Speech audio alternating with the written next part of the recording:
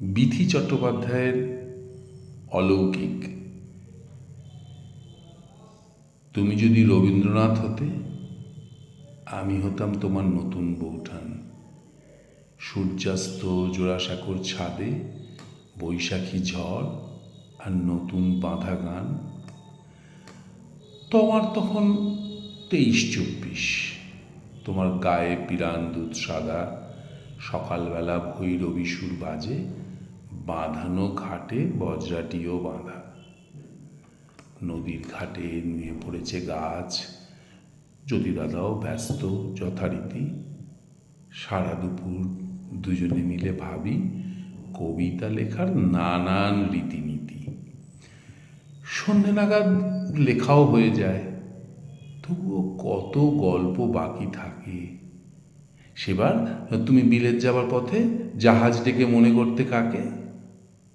দেখতে দেখতে তোমার নাম হলো উদীয়মান নবীন কবি বলে। আমার মুঠি আলগা হয়ে আসে, তোমার জন্য পাত্রী দেখা চলে।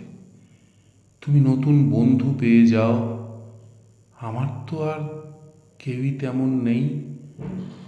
গোপনে রাখা ঘুমের বড়ি নিয়ে হারিয়ে যাই আলোকবর্ষেই।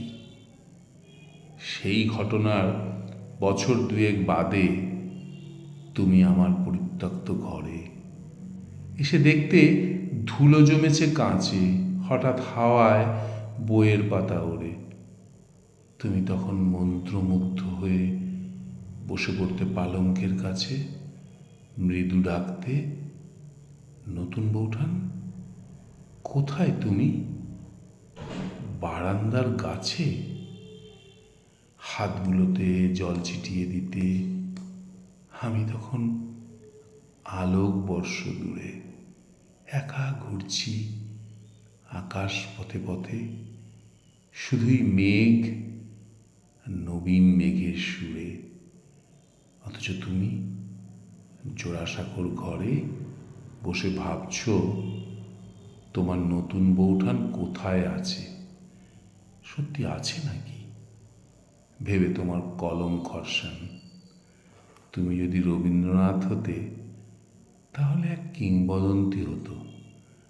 বাংলা ভাষা, বাংলা কবিতায় আমি হতাম কাদম্বরীর মতো।